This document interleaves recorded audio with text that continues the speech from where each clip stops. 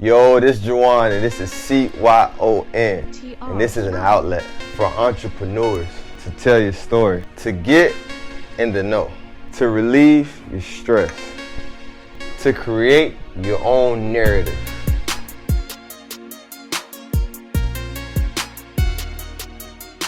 Yo, it's great showing narrative, man. CYON. We're here with another special guest.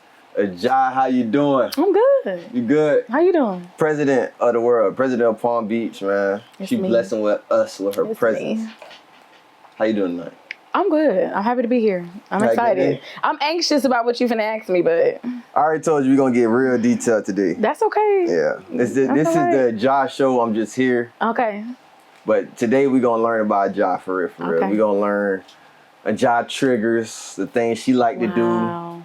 You feel me? What made her Ajai, the president, everything. So give the people a background about yourself. Let them know what you do on a day-to-day basis. How you help the community. Okay. So my name is Ajai. I am a therapist.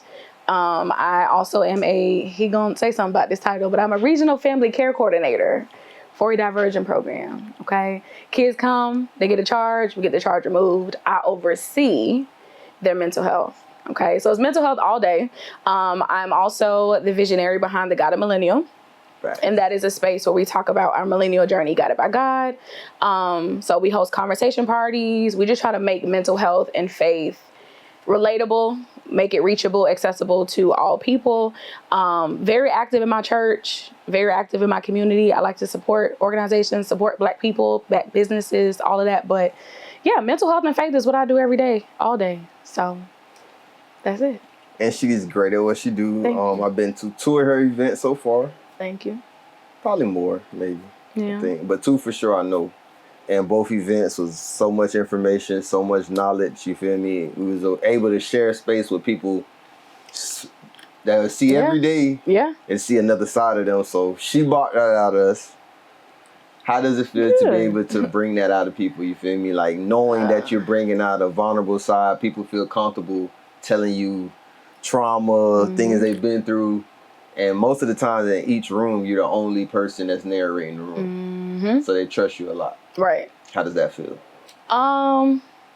It's 2 sides to it. So I love it because I think that people don't have a space to just like be themselves. So that's the reason why I really started doing conversation parties, because 1, God was really like, yeah, girl, go ahead and do it. But I realized I had a lot of great individual conversations with people, but I'm like, I wonder if connecting this person with that person, how that conversation would go, because they're similar or they have the same values. And I just felt like, okay, if I can bring great people into the room, I want to see what it looks like. So it's a fun thing to know that I can have that ability to kind of give people a gift that I've received for so many years. I think the caveat to that, though, is the pressure. And I think that people might try to tell me not to put so much pressure on myself, but people are there. Yeah, you're there because of me. Right. So you're there because of my character or the things that you know about me. So the moment I mess that up, everything. That's it. Yeah. So like some people might come into the space with a friend, but most times people come in and they don't know who's in the room. They don't know what we're getting ready to talk about. But it's like, you know what? Ajai made the event. I know her. I'm gonna pull up. Yeah. So it's like, okay, I'm gonna go. And the moment somebody shows up and something negative happens, it's going to be attached to me. Right. So I make it I'm very particular about how I do things, why I do things, who I invite to do them, which is why for the men, I don't have women in the room. Right. And a lot of my friends, they understood, but they're like, I just want to be in there to listen. Like, no, we don't need that. I want to see it. No. And I'm just like, yeah, the moment y'all do something in there, it's going to throw the vibe off. That's it. Yeah. And I'm going to be mad because I know what room I'm trying to create. Like, I know the atmosphere I want. And so it's like, I can't put y'all in vulnerable places. And I think that's the thing. I'm bringing people into a space where I want them to be vulnerable. Okay. And so the idea is, how can I make sure that you're protected, beginning, middle, and end of it? So I love it. I'm excited about it because it just like comes naturally, but I take it very seriously. When did you acknowledge this gift? Like, what age do you feel like you was able to acknowledge that this is a God-given talent? Now. It's crazy. Me and responsibility don't have a good relationship. I don't like responsibility. So I knew from very early on that there was going to be something like amazing I would do, but I didn't want to do it. And I didn't even know what it was. I'm a child that was a loner. I'm in the room. I'm reading a book. I got the blinds open, vibing. I'm straight. My family, they like to be close together, and I'm like, yeah, I'm good. Y'all aggravating. I'm all right.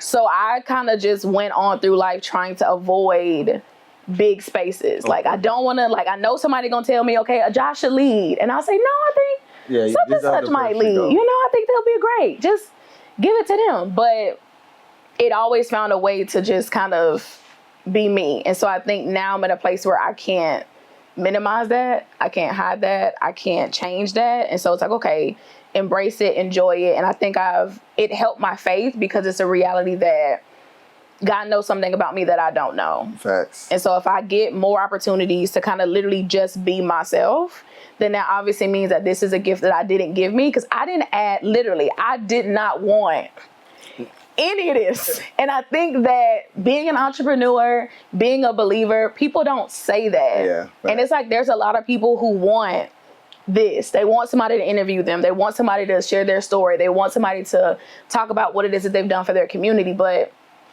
I didn't want all of that. Yeah. Because I knew I got to keep it up. Yeah. I have to keep it up. I have to have integrity. I have to have good character. I got to be disciplined. I got to care about what I say. Like, all of these things. And I think I made it harder than it needed to be, when in reality it was just like, if you just trust God because he trusts you, you'll be all right. So it's like now I'm in a place where I'm like, okay, I'm going to stop playing. I'm going to stop minimizing. And I'm going to just lean into it. So was it a moment that happened? Like, was it like a day or event you had? Or was it just an overnight thing? That's that a good just hit the switch? question. I feel like it was a moment. You know what?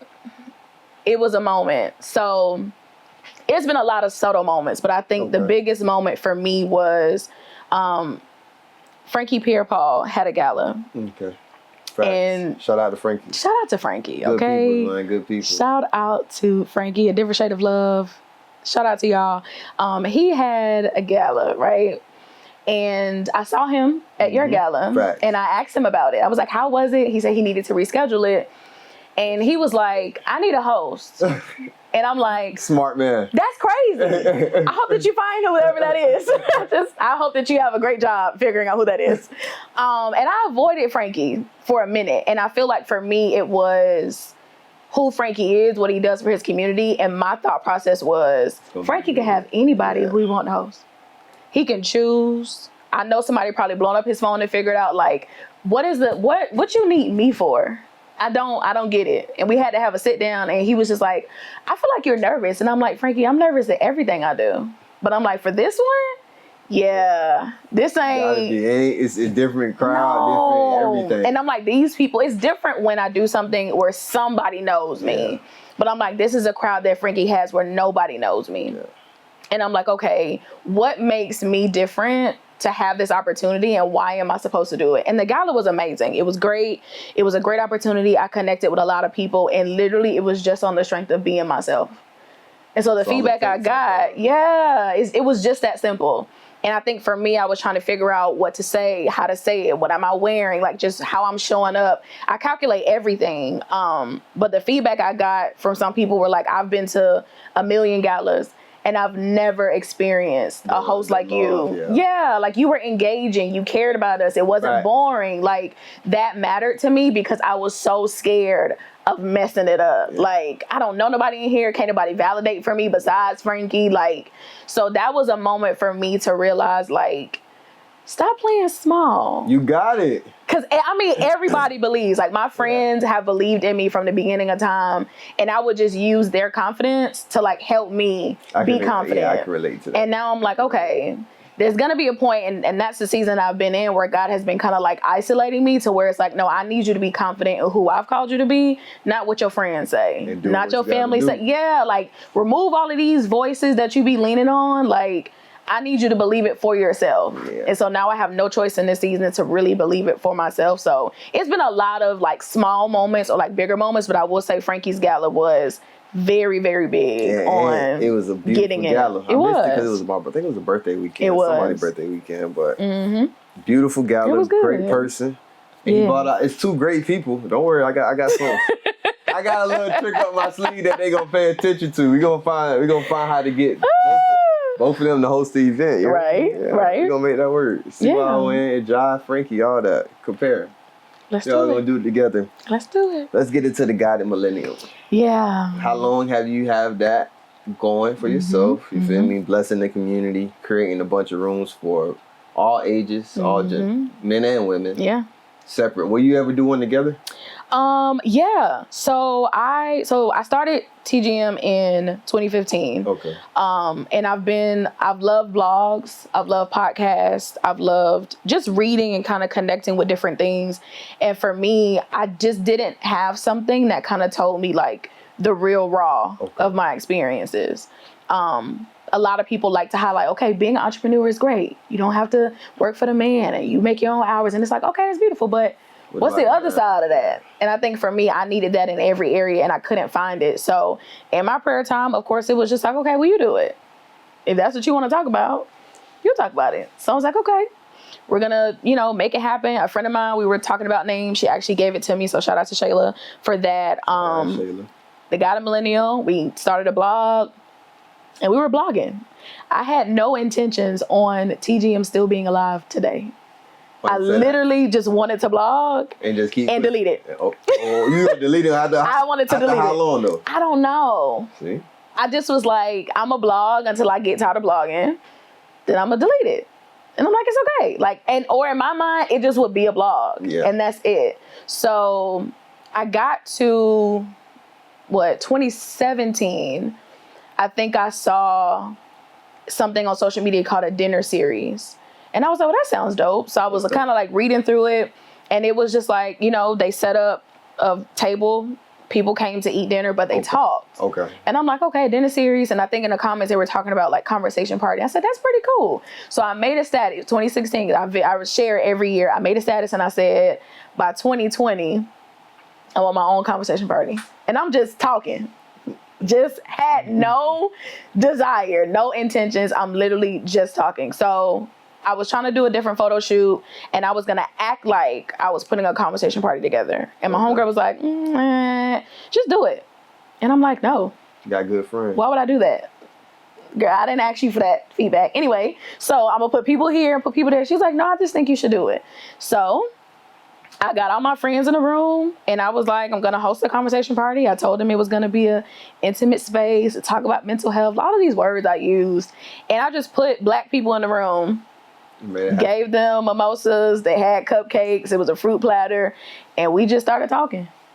And afterwards, they were like, oh my God, I had so much fun. This was so nice. And I'm like, okay, I might be able to do this. I might be able to keep this going. So I think that my next one, I just was like, I'm going to take a risk. I'm going to make it public. I'm going to sell tickets for it. And my vow at that moment was I'm going to do this event like it will never happen again.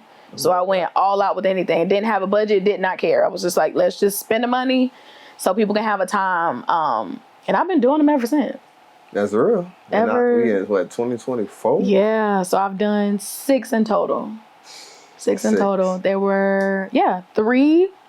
I ain't good at math, y'all, so don't count. Okay, hold on. 3. Just 3, bro. Yeah, so I had 3 that were co-ed. Okay. Then I had 2 for the men, and then I had 1 for the women.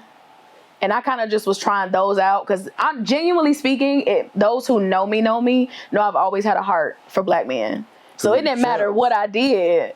I was just like, I have to do something for the men. Even if I never did a conversation party for anybody, I was going to do one for y'all. And what have you learned from the Black men conversation parties? Y'all need a space. Y'all need to be asked certain questions. Y'all need to be heard.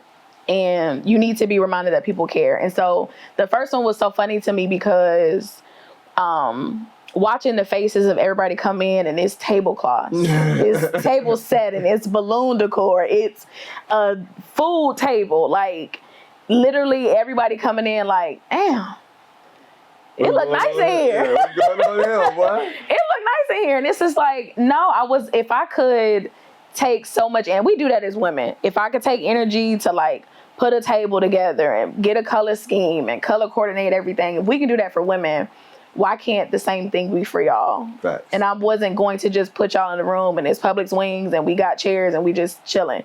Nah. You're gonna treat them like the king. Yeah. Like that's the things that you say to us in the events. Like that's why you do the certain, like you said, the last one, you put a king table. Mm-hmm. Because she wanted us to feel like kings. You feel me? And that went a long way, just alone. Like it's a group full of men ranging from all ages. Yeah, all ages. She made sure that she said, okay, y'all the kings. Everybody's a king here. Yep. Big ass plates like this big. I could use that for decoration at the crib, boy. You tripping. And we had a good time. We had food. We had Hennessy. Yeah. Hennessy and what was it, strawberry? Yeah, it was a strawberry Henny punch. Yeah. We had fruit in the little cups. Like, you feel me? They got at weddings. Deck it out. And that's the thing for me. I always want to create an experience because I wondered, like, am I doing too much? But I'm like, nah, you're right on point. Everything that you need. Right on point. Everything you need is in the room. You need food, it's in the room. You need a drink or some water, it's in the room. You want to look nice and take pictures, it's in the room. Like, everything you need is in the room because I am bringing you into a vulnerable space. I want to make sure anything that could keep you comfortable is around. And even if you have a friend that you want to bring the friend. If that's going to make you comfortable, great. Because you don't know what we're talking about. Right. So you don't know what's really going to happen. So yeah, I've been winging every one of them. Everyone has been completely different.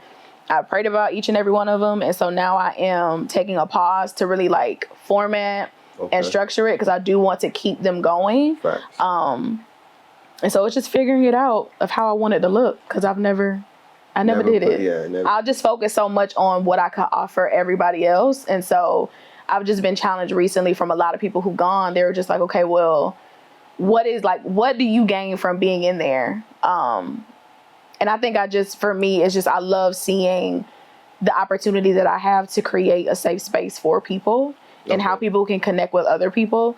But I've just learned that people need a space to talk. And if you give it to them, they're going to talk. They're going to talk.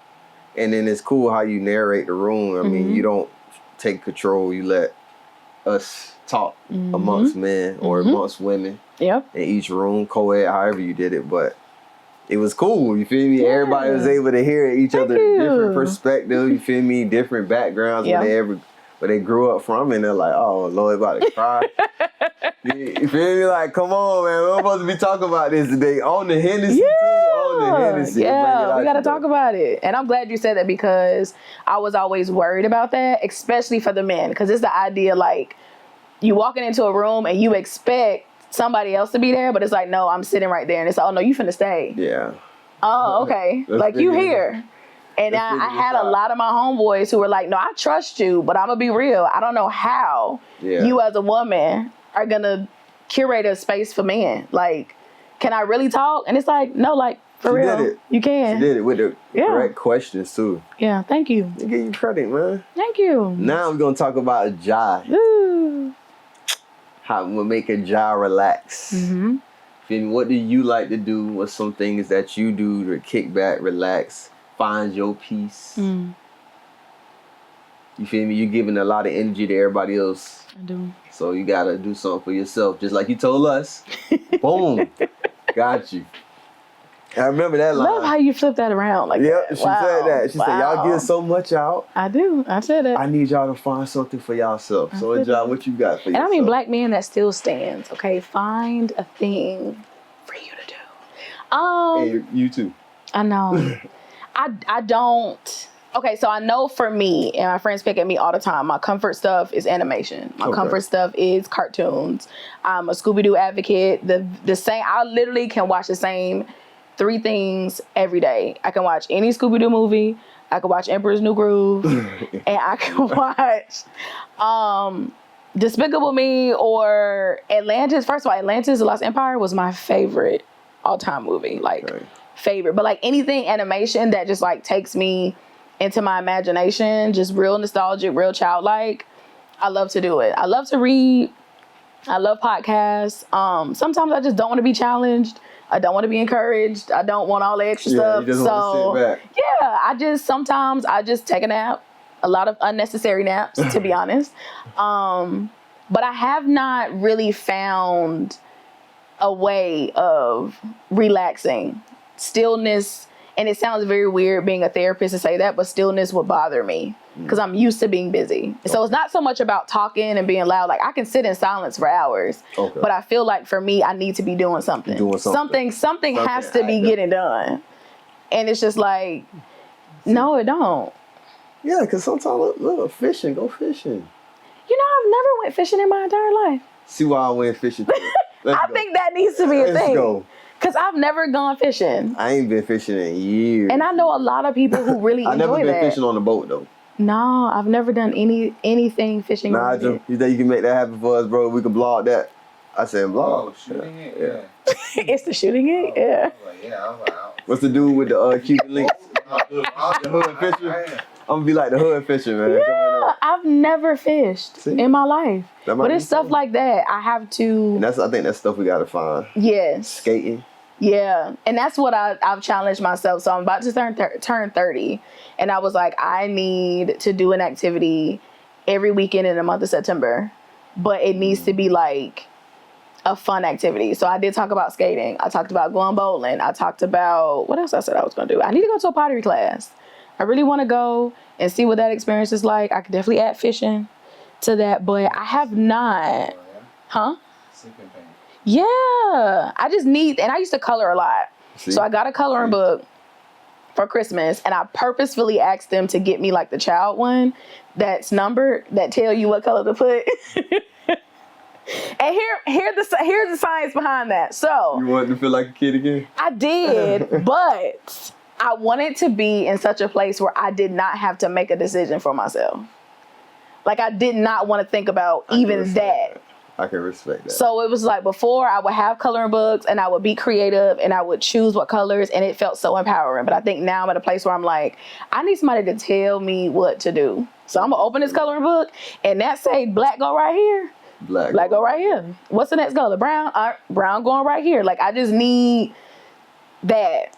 So I have those things, but I do want to find new things, and I want to get into a better routine because I just don't incorporate self-time into your everyday routine.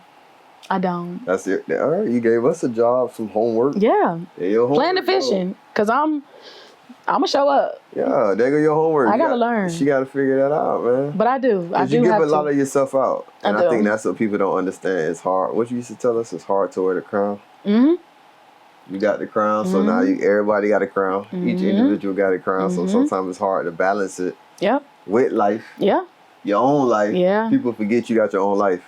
And heavy is the head that wears the crown. And I have a friend of mine who tells me all the time, like, I think everybody forgets you're human, Ajai. Like, so I'm gonna remind you. And she doesn't remind me in a way of like trying to like talk about insecurities or like things I need to improve on. It's just like, no, literally, I just need to give you space to figure out what you like and what you don't like, what's working and what's not working. Like, what's an issue for you? How do you feel? And it feels very weird for me to receive that.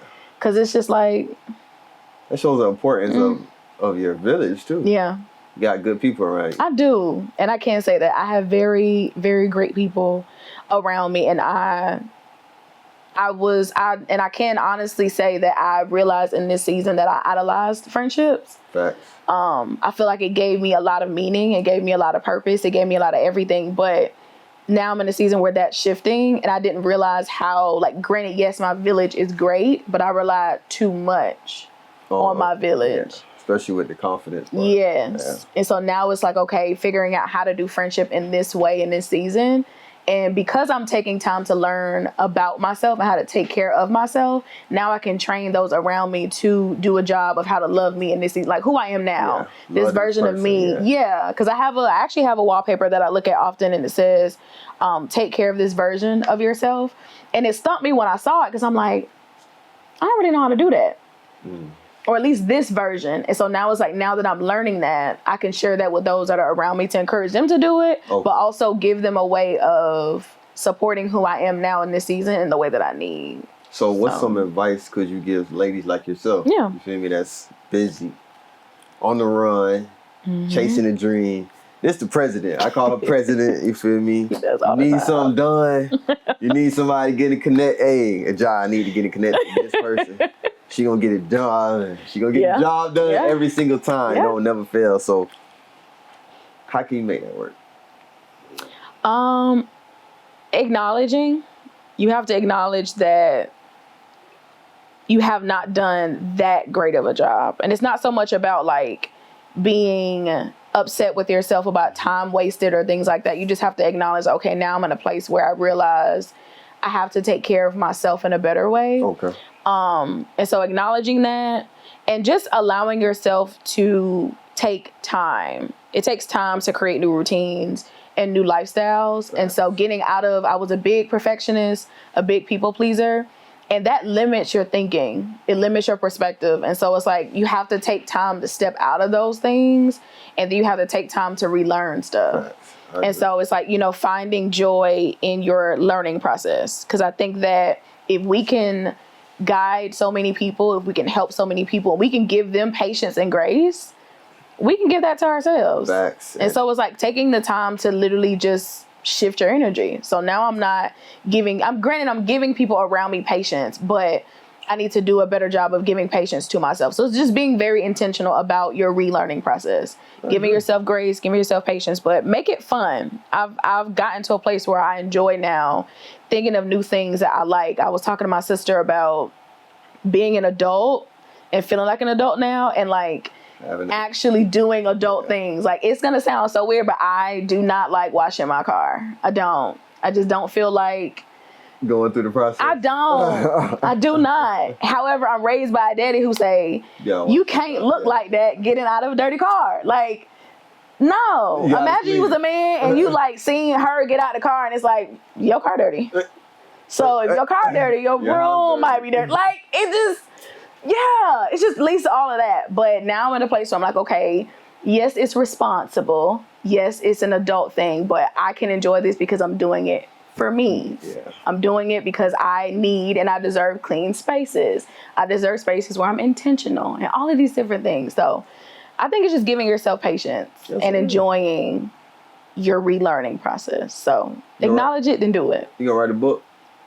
You know, my brother been saying that all my life. So these things are coming. When I'm gonna get the green light to do them, I don't know.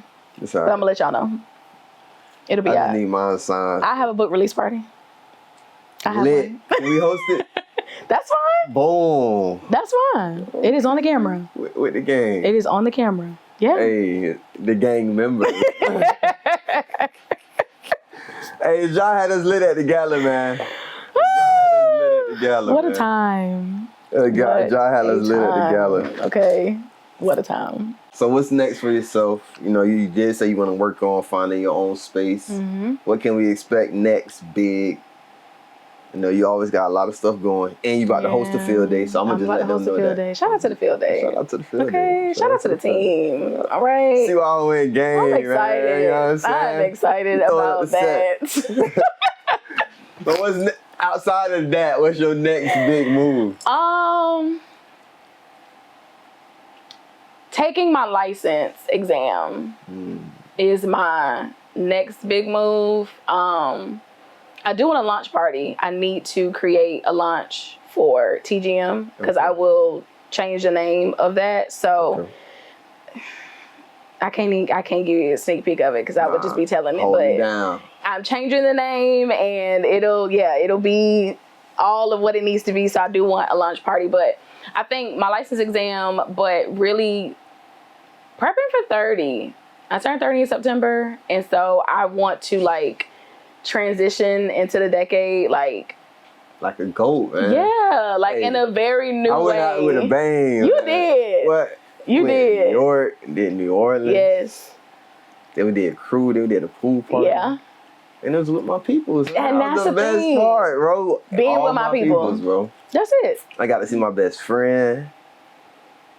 Hey, we lit, man. We lit, man. Run that back, man. I need to go back to 30, y'all. It's the joy. And that's what I want. Like, I want to take the time to, like, embrace it. Really reflect my 20s, like figure out what I want for 30s, and like be intentional about what it is that I want for the rest of my life. So, you got anything on your bucket list? No. Well, one thing I do want to do is ride a hot air balloon. I've been trying to do that for years. So I'm actually going to Morocco at the end of September. And so I'm getting on a hot balloon ride in Africa. And I ain't gonna lie. That's what I need.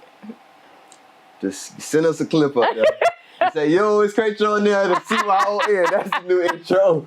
We lit at that boy on a hot air balloon. To be honest, that's really... lit, though. New Zealand is like the biggest thing on my bucket list, but I've been trying to do a hot air balloon ride for the longest of times. And I salute you on that. I definitely would never do it. Really? Never. Would you skydive? Never. Okay, so that's different. 'Cause a lot of people say they skydive, but they won't do a hot air balloon ride, and I'd be confused. I ain't going, no. I'd be mad at the plane. Yeah, nah. I was on Spirit on the way back from New Orleans. Like, listen, y'all niggas owe me some money. But I'll never do it again, bro. That was it for me. At least Spirit use Airbus. What? Yeah. Yeah. I'm done, no.